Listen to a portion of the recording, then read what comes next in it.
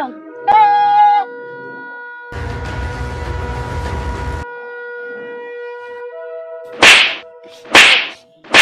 Ngoja.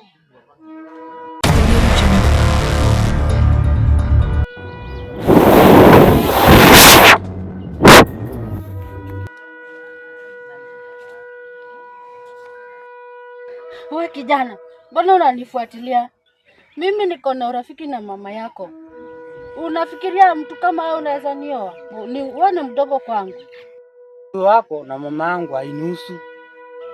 Mimi nishakupenda na roho yangu ishapenda kwako. Haiwezekani. Mimi ni mkubwa wako. Mimi rika yangu ni ya mama yako. Huwezi nioa. Yako haizi nizuia, mimi nishakupenda. Wewe kijana, wewe naona uko na ujasiri. Unafikiria mama yako akishajua sisi ni wapenzi, si utaleta uadui? Nafikiria itakuwa aje sasa? Si ataona anakuharibu, si utafute msichana rika yako. Naomba unielewe tafadhali, roho yangu ishakupenda. Nipa nafasi tu kuwa mpenzi wako. Utajali story yako na mama tafadhali. Hebu nikuulize swali. Nishakumbali kama nikuwa mpenzi wako, ni nini utanifanyia? Ni wapi unaweza nipeleka? Mimi nimejisimamia kazi zangu. Wewe ni nini unaweza nifanyia? Ama ni gani unaweza nifanyia kwa saa hii? Na ni gani unaweza badilisha?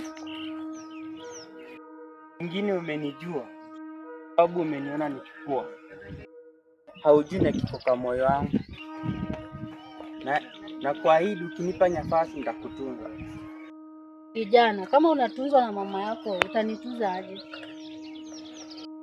Hivyo ndivyo unaniona, lakini ukinipa nafasi utaona. Ujuaje? Ukinioa tutaishi kwa msitu ama tutaishi wapi na una nyumba?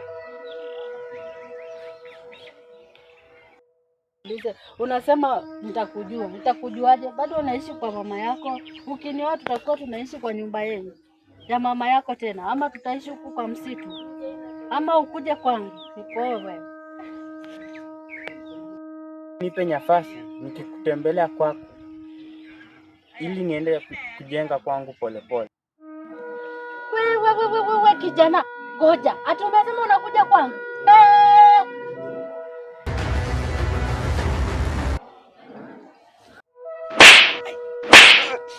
Ngoja. Kijana wa kijiji wamenizoea vibaya. Unaweza fikiria kijana kama huyu anaweza nioa? Mimi ni mkubwa wake. Nitakufunza tabia. Hiyo adabu hauna.